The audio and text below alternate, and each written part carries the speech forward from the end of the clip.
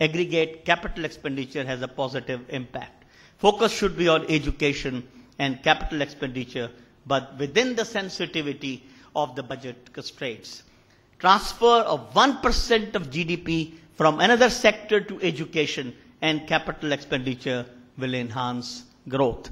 Because this is an area which is very, very important. I think I'll just repeat, I said earlier in one of the seminars before that if you want the poverty to be addressed and see that how the party will get affected, how fast the impact will be, then if you want to increase your GDP by just 1%, then 1% increase in GDP will have only 3.6% impact on the poverty. But if you remove inequality, that means transfer resources from one particular area to those areas which are more important like education, health and other sectors, the impact could be 8.5%.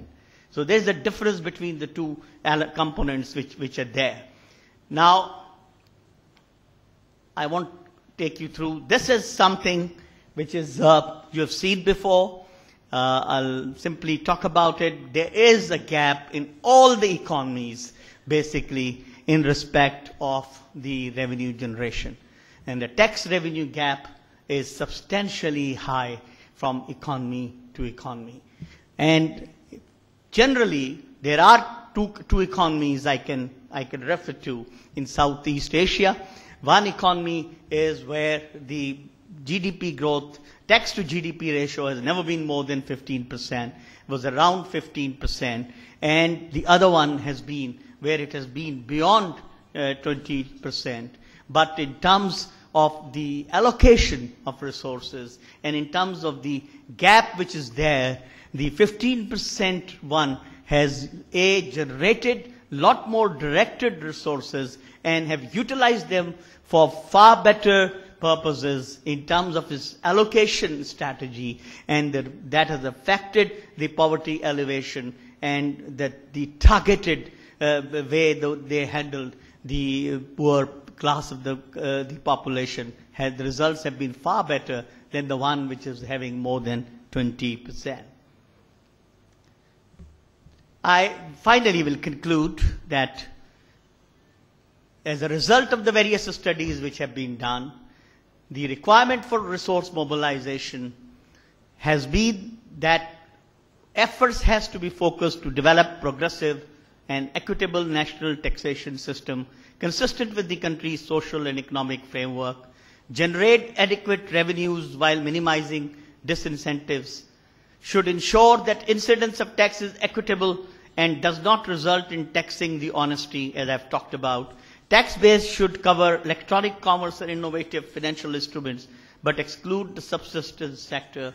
Indirect taxes to be expanded and made more equitable by targeting the growing service sector, which is a problem in our country as well, that the service sector which is growing the fastest one in our economy, and they're suffering the least of the tax, basically. Socially undesirable activities and luxury consumption, these are the areas which should be targeted for taxing. Take appropriate administrative measure to combat tax evasion, prevent tax avoidance, reduce efficiency of tax shelters and havens, and that because these are the factors which undermine the national tax revenue. Devise innovative tax measures to target hard-to-tax groups. As was done in Pakistan, the presumptive tax started on that basis, that we came up with an innovative scheme to target, but then it became an easy solution, and we started using it for everything at a later stage. Endeavor to progressively transition informal sector to mainstream economy, simplify tax laws and improve efficiency and effectiveness of tax administration by strengthening of institutional, technical, and technological capacities. Develop a transparent and accountable system free from corruption.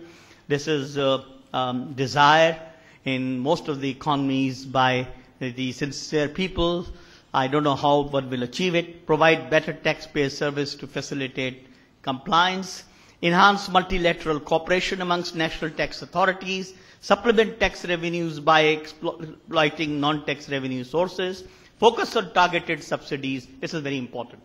Rather than subsidizing each and every person, You need to focus on targeted subsidies and develop a culture of user charge and charges for all publicly funded goods and services. Develop a medium to long-term debt strategy, both for domestic public debt and ODAs, to ensure sustainability and reasonable certainty of disbursements. Development policies to incentivize savings and investment by providing conducive environment. Minimize the impact of vested interest groups and influential lobbies. Focus on public expenditure for poverty elevation and redistribution. Equity in fiscal policy and shift in approach from reducing income of the rich. Focus should be changed. Rather than trying to reduce the income of the rich, we should start looking at increasing the income of the poor. Developed countries and IFIs to provide increasing support, especially for technical assistance and capacity building, to developing countries and countries in transition. Focus on tax reform. This is vital, both in respect of hardware and software, and the tax law reforms to be consistent and supplemented by robust administrative reforms. Ladies and gentlemen, this is what exactly is prevalent or is applicable to most of the economies, at least to those 45 economies where the survey was done and where the factors were identified and the results were brought in that basis. So the focus is just go and have reforms, and I've just tried to describe the reforms, and which is that the reforms, I said, R should stand for robust and dynamic, E should stand for efficient, F should be focused, O open and transparent, R result oriented and objective based, M the measurable, the reforms results should be measurable, and S the reform should be sustainable. Thank you very much.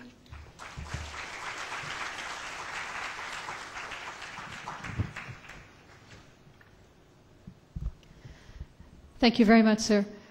Next, I'd like to invite Mr. Saeed Mohammad Shabir Zaidi, who's the past president at ICAP. He'll be talking about, is indirect taxation the answer to reduce fiscal deficit? Please give him a very big round of applause.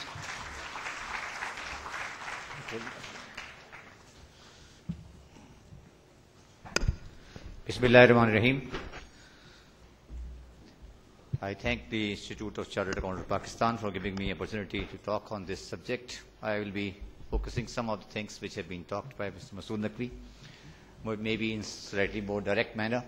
I started my career as an accountant. Now I am tax advisor and shifting towards more on the political economics rather than economics accounting. But this way towards that is because I feel that we accountants have not focused truly on the national economic issues, rather than we have been focusing too much on subjects which are of the general nature. But we, in our societies, we are educated people, we have to focus on development of economics in our countries and to see what are our local problems. In the developing world, as Mr. Naqvi was saying, the countries are independent, but the common man is not independent. He is a slave of illiteracy, poverty, insecurity, disease, nepotism, ethnic and regional segmentation. We are all the developing countries are the common man is a slave of all these bad things, and we have to accept it. In the 800 year of our rules as Muslims in India, we were not able to create even one credible educational institution. There's a photograph of Taj Mahal, if you can see. Taj Mahal is beauty, but not a source of knowledge. This is a lesson of abuse of the public finance.